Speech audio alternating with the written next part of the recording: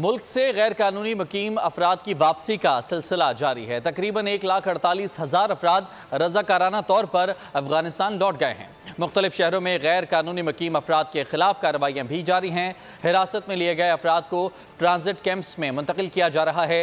वज़ीर इत्तलाआत जान अचकज़ई कहते हैं कि गैर कानूनी तारकीन को वापस भेजना पाकिस्तान का अंदरूनी फैसला है।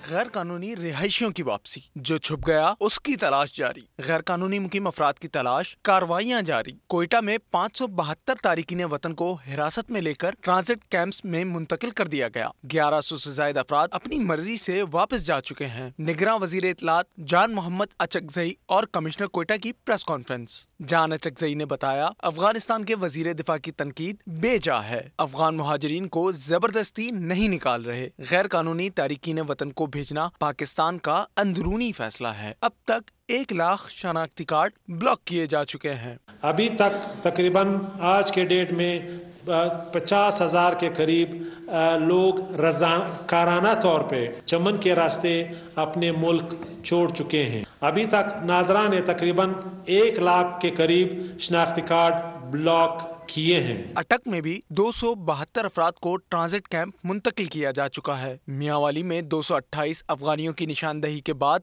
130 अफगान बाशिंदों को हिरासत में लेकर कैंप मुंतकिल कर दिया गया। 48 अफगान बाशिंदे रज़ाकाराना तौर पर वापस अफगानिस्तान चले गए। पेशावर के नासिर बाग होल्डिंग सेंटर से अब तक 58 गैर मुल्कियों को डिपोर्ट किया जा चुका है। कराची में सोहराब कोट और अफगान बस्ती में भी गैर कानूनी अफराद के खिलाफ कार्रवाइयां तेज। पुलिस के मुताबिक सर्च ऑपरेशन में चादर और 4 दीवारी का खास ख्याल रखा जा रहा है। पाकिस्तान में गैर कानूनी मुकीम 1,48,000 के लगभग अफराद रज़ाकाराना तौर पर वापस जा चुके हैं।